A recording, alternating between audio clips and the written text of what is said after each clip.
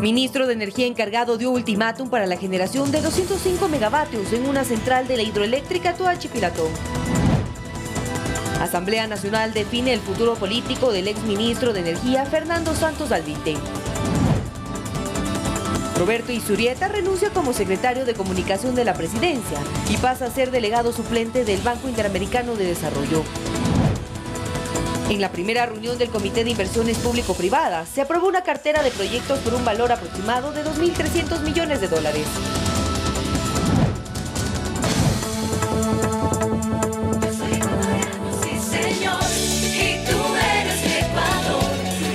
Amigas televidentes, muy buenos días. Es viernes y empezamos con esta música que tanto nos identifica como ecuatorianos, que nos inyecta de energía. Así que bienvenidos a esta emisión matinal de Noticias 7. Gracias por acompañarnos y también los invitamos para que nos sigan en el telégrafo.com.es, ecuadortv.es, en el dial de Pública FM, por nuestras redes sociales y también en sus pantallas aparece el código QR. Los invitamos a que lo escaneen con su teléfono celular para acceder a toda la información del telégrafo digital. Bienvenidos, Mili, por fin viernes.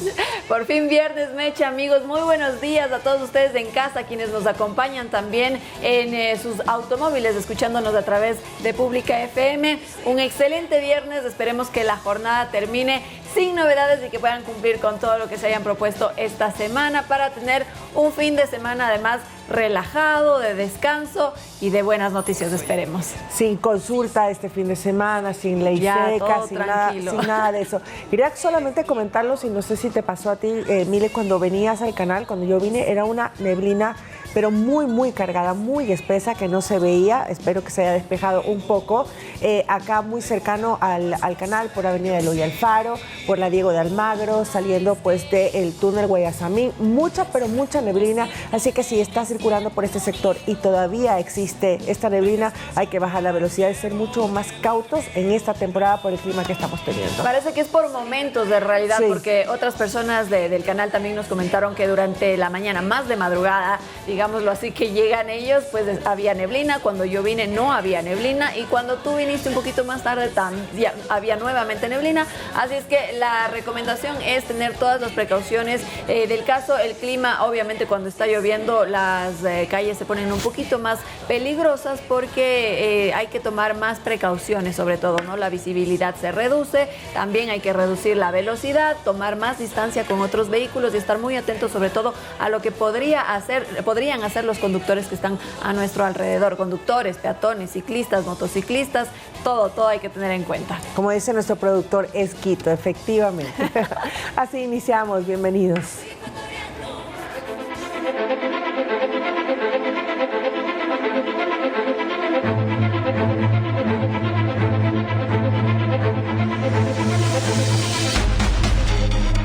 Empezamos. El ministro de Energía encargado, Roberto Luque, dio un ultimátum a una empresa rusa para la generación de 205 megavatios en la central Aluriquín, que es parte del proyecto Toachi-Pilatón, que al momento no se están produciendo. Además, señaló que la capacidad en el embalse de Mazar se incrementa paulatinamente. Las recientes lluvias en la región Sierra Sur han permitido que las condiciones de las hidroeléctricas mejoren. Según dijo el ministro de Energía encargado Roberto Luque, en las últimas 24 horas el embalse de Mazar en Azuay aumentó 80 centímetros su nivel de capacidad de agua, lo que permitió que se reduzcan los cortes de luz según lo programado. En Quito, en la empresa eléctrica de Quito, vamos a pasar de 6 a 4 horas mañana. La ventaja que estamos teniendo con esto es que el déficit diario está disminuyendo cada día con este tema de las lluvias. Además, la autoridad encargada de la cartera de energía informó que 205 megas están paralizadas en la central Ayuriquín, que forma parte del proyecto Toachi-Pilatón y que no se ha podido habilitar. Aún más, tomando en cuenta que esto podría ayudar a la crisis energética. En esa reunión de trabajo hemos establecido un plazo de 7 días para que el contratista de montaje y equipos, una empresa rusa, y los funcionarios de SELEC tomen decisiones acerca de cómo se puede solventar este problema. Sin embargo, el titular de la cartera señaló que si no tienen resultados, no se le renovará el contrato a la empresa encargada. Que tenemos un contratista que reclama más recursos porque tiene deudas y porque no puede terminar el proyecto que tiene que terminar con los dólares que se le ha entregado. Entonces yo les he pedido, justamente el plazo que estoy dando es para que se establezcan esos condicionamientos. En los últimos días también en redes sociales se denunció un presunto incremento del valor de las planillas de luz, pero según el ministro Luque, esta planilla corresponde al mes de marzo y por lo tanto no constan los cortes de luz, pues estos se dieron desde abril. Primero que nada, no tienen nada que ver con los cortes eléctricos, es consumo del mes pasado. Y segundo, la principal razón aparentaría ser el tema de los calores y la época, las temperaturas inusuales que se registraron, sobre todo en la costa el mes de marzo. Además, el titular de la cartera había anunciado que en los próximos días llegará al país 37 unidades de generación eléctrica para Quevedo y Santo Domingo. Edison Saavedra, Noticias 7. En la Asamblea Nacional se desarrolla el juicio político al exministro de Energía Fernando Santos por incumplimiento de funciones. La asambleísta proponente de la interpelación, la oficialista Nicole Saca, dijo que Santos incumplió con la ejecución del Plan Maestro de Electricidad. Es un nuevo proceso de interpelación política en la Asamblea. Al banquillo parlamentario fue el exministro de Energía Fernando Santos, acusado por incumplimiento de funciones al no tomar decisiones y acciones para prevenir los apagones de luz a finales del 2023, durante el último tramo del gobierno de Guillermo Lasso.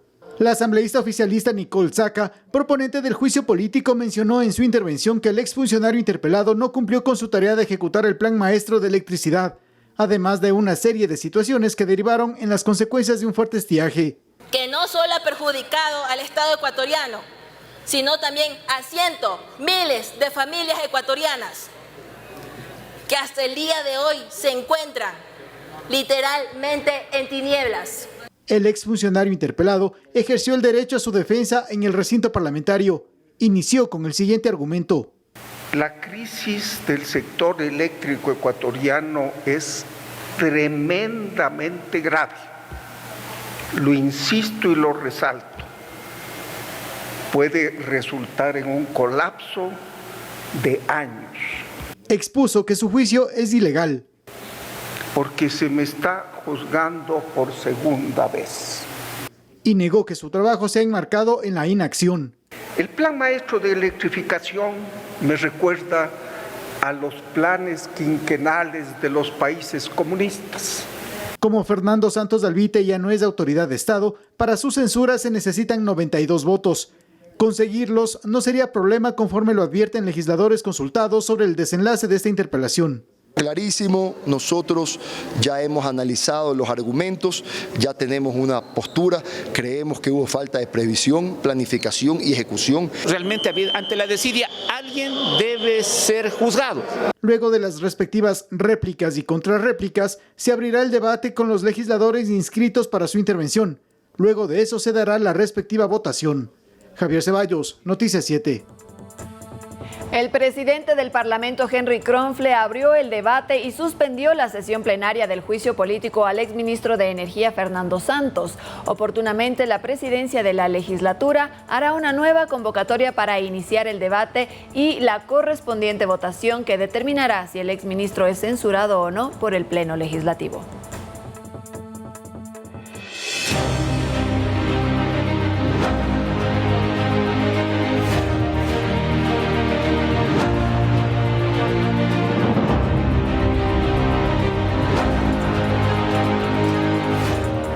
La Embajada de Estados Unidos asegura que el país norteamericano está comprometido en cooperar con Ecuador para que los criminales enfrenten a la justicia. Esto a propósito de la sentencia en contra de Carlos Pollitt. A continuación, hacemos un repaso por la ruta del dinero recibido por el excontralor.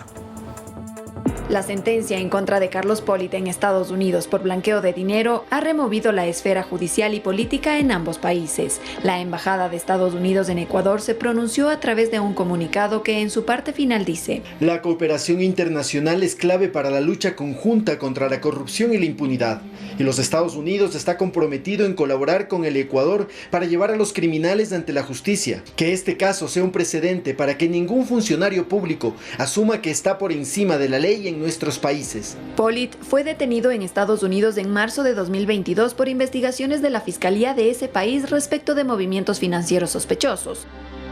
Tras pagar una fianza de $14 millones, permaneció en arresto domiciliario hasta que este 23 de abril fue declarado culpable de los 6 cargos penales por los que era investigado. Según la justicia norteamericana, entre 2010 y 2014, Carlos Pollitt recibió $8 millones en efectivo por sobornos de Odebrecht para evitar la imposición de multas estatales. Y según las versiones recogidas en el juicio, el excontralor le habría dicho a José Conceição Santos, empresario de la multinacional brasileña, que su hijo, John Pollitt, haría desaparecer el dinero invirtiéndolo en propiedades y negocios en Estados Unidos. Entre abril y noviembre de 2014, Odebrecht le envió $3 millones en sobornos a Carlos Pollitt a cuentas de empresas creadas por su hijo a nombre de sus socios sin que ellos lo supieran. En diciembre de 2015, Pollitt acordó un soborno de $500,000 con el empresario Diego Sánchez para ayudarle a obtener contratos con Seguro Sucre. Para ello, el hijo de Pollitt emitió una factura falsa por una consultoría técnica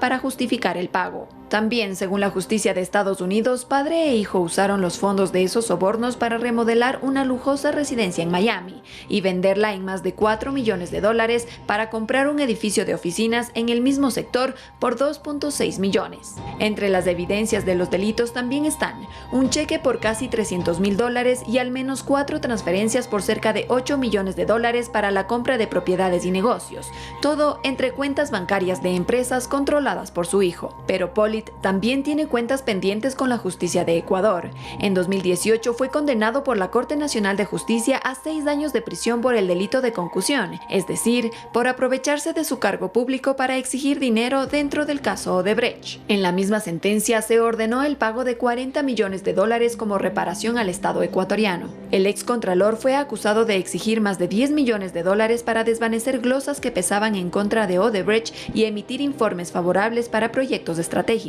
Pollitt fue parte del gobierno de Lucio Gutiérrez. Llegó a la Contraloría en medio de acusaciones de un pacto entre Rafael Correa y el líder del partido Sociedad Patriótica para apoyar la consulta popular que daría paso a la Asamblea Constituyente que por ese entonces promovía Correa. Poco después de asumir su cargo, Pollitt desvaneció una glosa que Correa arrastraba desde 1998 por un perjuicio al Estado de 23 millones de sucres en aquel entonces, cuando tuvo a su cargo un proyecto entre el Ministerio de Educación y el BID. Miriam Zambrano, Noticias 7.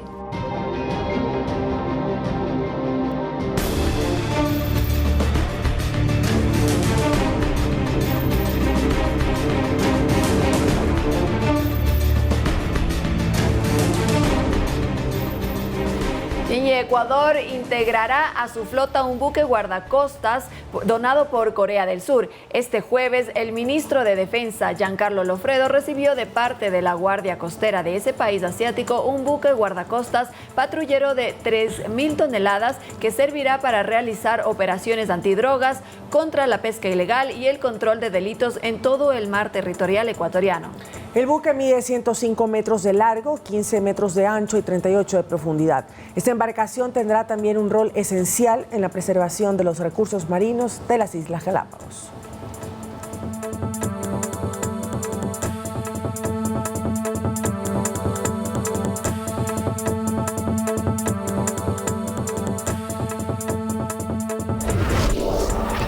La mañana de este jueves se desarrolló un simulacro multiamenaza en las instalaciones de la Asamblea Nacional y Contraloría del Estado. En el procedimiento se midieron los tiempos de coordinación, acción y respuesta ante cualquier emergencia, desde la detección de explosivos hasta la toma de rehenes.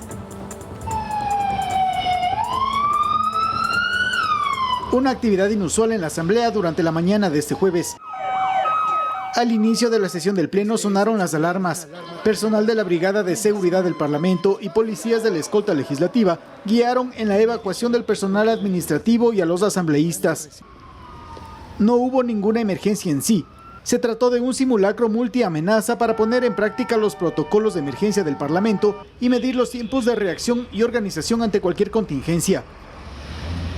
Se simuló la intervención ante el abandono de un artefacto explosivo. Miembros del grupo antiexplosivos de la Policía Nacional ejecutaron el procedimiento de intervención y posterior detonación controlada de un artefacto. En el piso 2 de la sede de la Función Legislativa se aplicó un procedimiento ante un caso de toma de rehenes. Estoy desarmado, solo quiero dialogar contigo, ¿sí? Un negociador del Grupo de Intervención y Rescate intervino ante un supuesto miembro de un grupo de delincuencia organizada para lograr la liberación de las personas retenidas. Mientras se ejecutaban estos procedimientos, los legisladores esperaban en los exteriores la orden para que, una vez terminado el simulacro, retomen las actividades programadas. Por la coyuntura que vive el país, este tipo de prácticas serán frecuentes y recurrentes.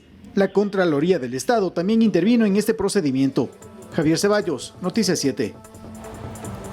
El secretario de Comunicación de la Presidencia, Roberto Izurieta, renunció a su cargo ya que asumirá las funciones de director ejecutivo suplente por Chile y Ecuador ante el Banco Interamericano de Desarrollo BID a partir del 20 de mayo de 2024, por disposición del presidente Daniel Noboa. En su carta dirigida al primer mandatario, Izurieta le asegura que no le tomó ni 5 minutos aceptar la propuesta de liderar la Secretaría de Comunicación del régimen. Y en ese mismo tema, el presidente de la República, Daniel Noboa, designó a Irene Vélez como parte del directorio de la Agencia de Regulación y Control de las Telecomunicaciones en su decreto ejecutivo 244. Vélez, de 32 años, nacida en Guayaquil, acumula en su formación académica un máster en acción política, fortalecimiento institucional y participación ciudadana en el Estado de Derecho de la Universidad Francisco de Vitoria y es licenciada en Ciencias Políticas y Relaciones Internacionales de la Universidad Casa Grande. En el ámbito laboral se ha desempeñado como docente en la Universidad de Especialidades Espíritu Santo, columnista en Diario Expreso y fue subsecretaria de Contenidos entre junio del 2021 y abril del 2023 en el gobierno de Guillermo Lasso.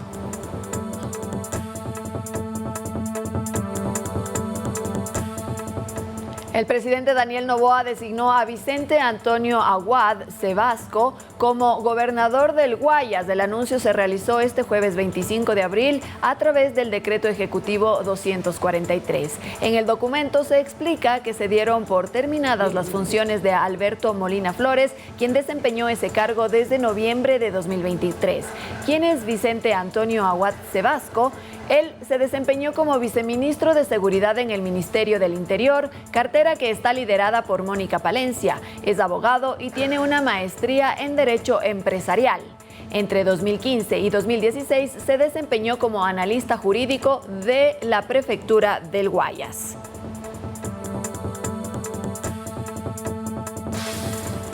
7:18 de la mañana, es momento de hacer una pausa, pero al volver estaremos con nuestra entrevista del día de hoy. Nos acompaña el economista Carlos Rivera, gerente del Banco de Desarrollo del Ecuador, para hablar sobre los créditos que se entregarán a los GATS y también los proyectos que están previstos que se realicen con este dinero. Ya volvemos. 7:32 de la mañana, así es, continuamos. En el Palacio de Carondelet se llevó a cabo la primera reunión del Comité Interinstitucional de Inversiones Público-Privadas. Hasta el momento se tiene aprobada una cartera de 8 proyectos, 7 viales y un portuario con un valor estimado de $2.300 millones. Proyectos País, así denominó el secretario de Inversiones Público-Privadas, Pablo Ceballos, a los 8 proyectos que ingresaron a la cartera de inversiones. Esto luego de haber sido aprobadas por el Comité de Inversiones Público-Privadas que se reunió la mañana de este 25 de abril en el Palacio de Carondelet. 7 proyectos viales y un proyecto portuario.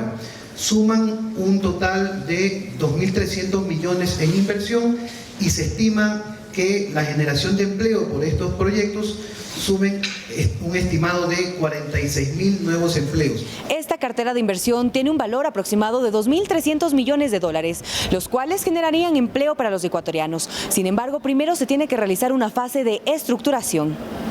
Luego de la estructuración pasaremos al concurso público y posteriormente a la ejecución del respectivo contrato, luego de la adjudicación y firma del mismo. La cartera de Estado creará una plataforma para que el registro sea público y accesible a la ciudadanía. Vamos a promocionar los proyectos oficiales del Ecuador, y por eso la existencia de un registro nacional público y transparente, porque ya no son proyectos sectoriales, son proyectos país, son proyectos de largo plazo que van a solucionar la situación, en este caso vial y portuaria, en el largo plazo, buscando... Se espera que los procesos de estructuración se lleven a cabo durante este 2024. Manuela Bedón, Noticias 7. Ecuador obtuvo un crédito de $800 millones del Banco de Desarrollo de América Latina y el Caribe, CAF. Así lo dio a conocer el Ministerio de Economía y Finanzas a través de un comunicado. Adicionalmente, detalló que el respaldo financiero del CAF responde al plan económico del Ecuador y las políticas públicas que implementa el gobierno del presidente Daniel Noboa. Este nuevo financiamiento es fruto de un trabajo coordinado que se lo ha concretado luego de que el país alcanzó un acuerdo a nivel técnico con el Fondo Monetario Internacional, enfatizó la cartera de Estado. El Ministerio de Economía y Finanzas precisó que Ecuador recibirá estos recursos en los próximos días. Además, indicó que esta operación crediticia constituye una solución financiera dinámica para enfrentar situaciones de liquidez y consolidar así una gestión estratégica en el manejo de las finanzas públicas.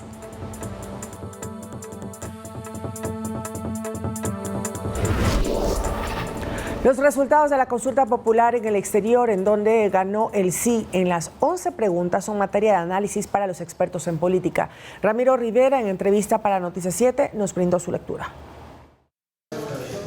El sí ganó en las 11 preguntas de la consulta popular en todas las circunscripciones del exterior con un promedio del 70% de los votos. A decir del analista político Ramiro Rivera en el espacio de entrevistas de Noticias 7, esto tiene una doble lectura. La primera es política. Con frecuencia la gente también da un aval a quien lo pregunta o un castigo a quien lo pregunta. Por eso se explica que en más de un tema que el señor Lazo lo preguntó en febrero, la gente le dijo no, y en esos mismos temas la gente ahora le ha dicho al presidente sí. Y la segunda, con respecto a la visión que tienen los ecuatorianos que están en el exterior. Que los migrantes ecuatorianos que están en Estados Unidos, en Europa, particularmente en España, saben que en el mundo entero una modalidad de trabajo habitual y normal es el trabajo por horas. A su parecer, el que no haya pasado la pregunta sobre el contrato de trabajo por horas solo perjudica a la clase trabajadora del país. Que seguirá existiendo la informalidad, con la diferencia de que el que trabaja por horas hoy hacia el futuro ganará menos si se hubiese aprobado la reforma. Lo que pasa que el ciudadano fue asustado, se puso nervioso por un relato de la izquierda vieja en que le dijo que era el final del mundo. No obstante, asegura que con las 9 preguntas que ganaron, el triunfo es de todo el país. Aquí ha sido derrotado el narcotráfico, ha sido derrotado el crimen organizado, los terroristas, los operadores de narcotráfico, la corrupción, pero ha sido aplastado el señor Correa. Y que ahora es la Asamblea quien tiene un llamado. Que obedezca, acate, acepte, cumpla con la orden suprema y superior del Supremo, que es el pueblo ecuatoriano. Tras el envío de proyectos por parte del presidente, la Asamblea tiene 60 días para tramitar las reformas aprobadas. Miriam Zambrano, Noticias 7.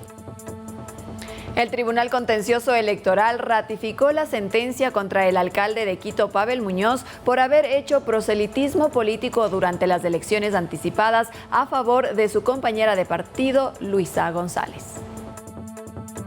Es un hecho. El alcalde de la capital, Pavel Muñoz, deberá cumplir con la sanción que le impuso el Tribunal Contencioso Electoral, tras haber llegado a la conclusión de que el burgomaestre realizó proselitismo político para la campaña de Luisa González, cuando buscaba llegar a la presidencia en las elecciones anticipadas.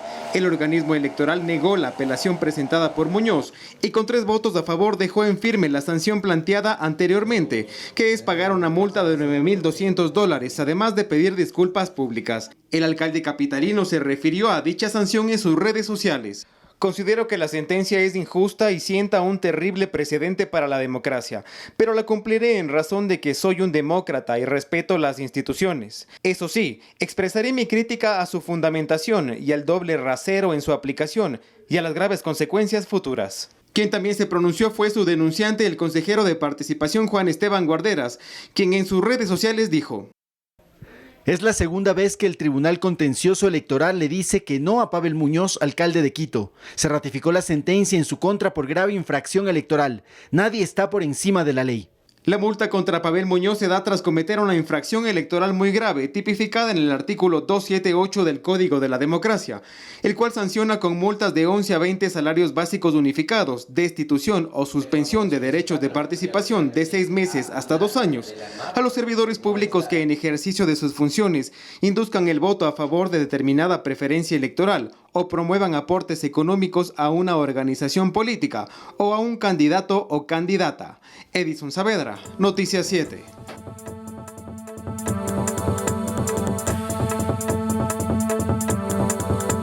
El Ministerio de Educación extendió la fecha de inicio de clases para el régimen Costa Galápagos. Los estudiantes iniciarán el periodo escolar el próximo 6 de mayo de manera escalonada. Las actividades escolares en el régimen Costa Galápagos comenzarán a partir del 6 de mayo y el ingreso será escalonado. La medida obedece a los racionamientos energéticos, según dio a conocer en redes sociales el Ministerio de Educación. Según estos cambios, el nuevo cronograma de ingreso para el periodo escolar 2024-2025 sería el siguiente. El lunes 6 de mayo ingresaría el bachillerato, primero, segundo y tercero, al igual que educación básica 1 y 2. El martes 7 de mayo, educación básica superior, es decir, octavo, noveno y décimo. Y también preparatoria, es decir, primer grado. El miércoles 8 de mayo ingresa educación básica media, quinto, sexto, séptimo y elemental, segundo, tercero y cuarto. Según el acuerdo ministerial que retrasa el inicio de clases, también especifica que se deben cumplir los 200 días laborales de clases, por lo que el calendario escolar del próximo periodo lectivo en la costa se extendería hasta el próximo 26 de febrero del 2025. Manuela Bedón, Noticias 7. El secretario nacional de Gestión de Riesgos, Jorge Carrillo, visitó algunas provincias de la Amazonía y durante su visita verificó junto a autoridades locales el estado de la erosión progresiva del río Coca, fenómeno que afecta a los cantones Joya, de los Áchilas y Orellana. Dentro de su agenda en territorio también realizó la entrega de una ambulancia gracias a gestiones internacionales al cantón Loreto, donde el titular de la Secretaría Nacional de Gestión de Riesgos oficializó la entrega en condición de comodato al Cuerpo de Bomberos local para fortalecer las capacidades de las entidades de primera respuesta. Zonas erosivas y zonas donde se ha sedimentado producto de la geomorfología misma del río, ¿no? Y ver qué soluciones se les puede dar a corto, mediano y largo plazo, porque como gobierno nacional le he reiterado el compromiso del presidente de la República de trabajar de manera articulada con todos los actores del Sistema Nacional Descentralizado de Gestión de Riesgos. Y uno de los actores más importantes son los gobiernos autónomos descentralizados, tanto cantonales como provinciales.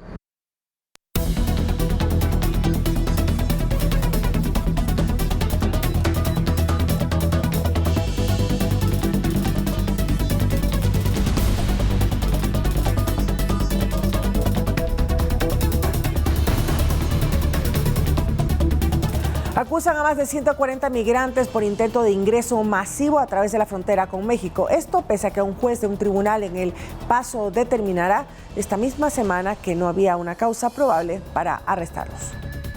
Bill Hicks, fiscal de distrito de El Paso, ha dado a conocer que se le han imputado cargos a 140 de los cerca de 300 migrantes que el pasado 12 de abril se internaron a la fuerza en Estados Unidos, causando destrozos ante la mirada de la Guardia Nacional Tejana.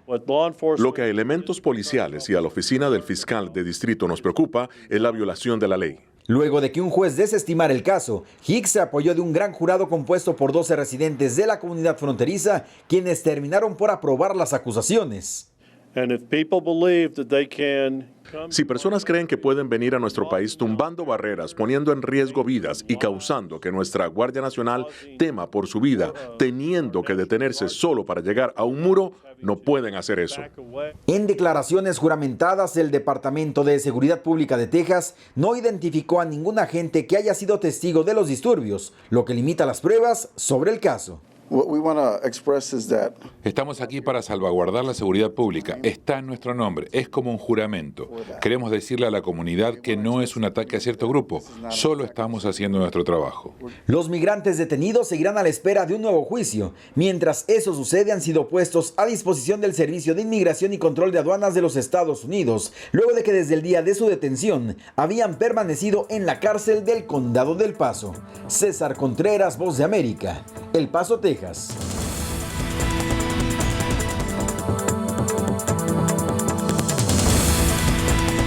7 de la mañana, 56 minutos, y en la última parte de nuestro informativo queremos hacer un contacto internacional con un informe de nuestro compañero Lautaro Andrade, que está formando parte del Foro de Medios Públicos. Así es, y además una felicitación evidentemente a nuestro compañero que participa como expositor, seleccionado por parte de Ecuador por su excelente trabajo periodístico. Así es que felicidades a Lautaro y adelante con tu informe.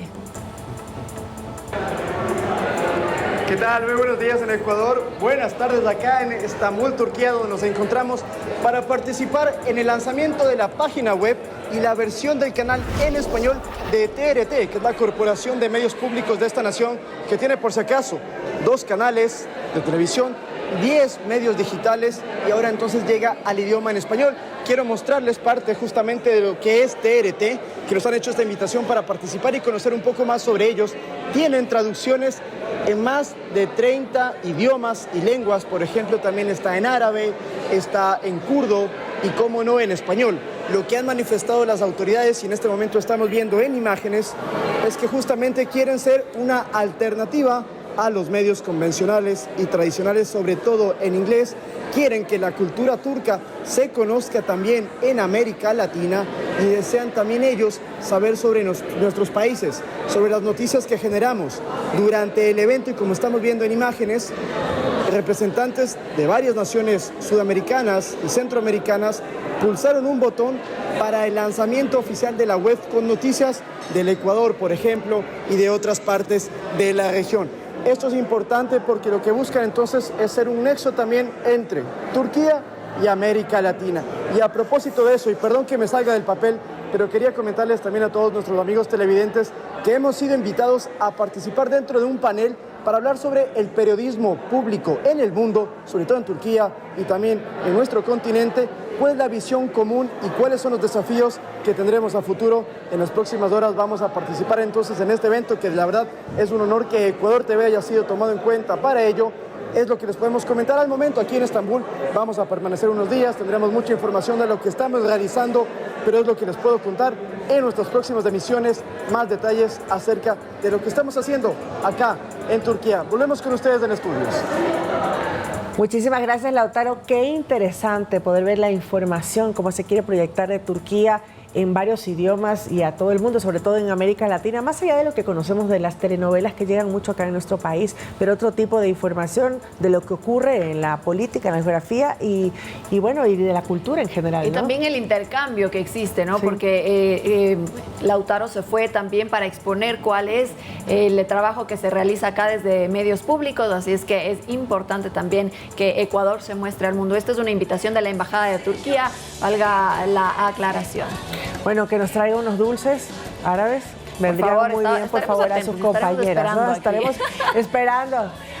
Y nos despedimos con estas maravillosas imágenes del puerto principal a esta hora de la mañana. Bueno, está gris el tiempo. Tú tienes la temperatura también.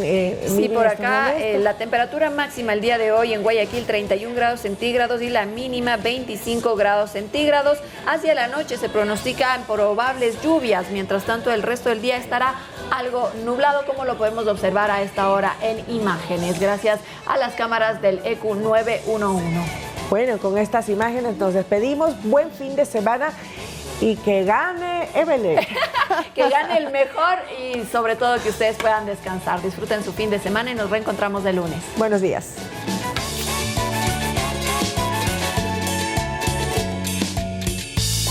Yo soy ecuatoriano.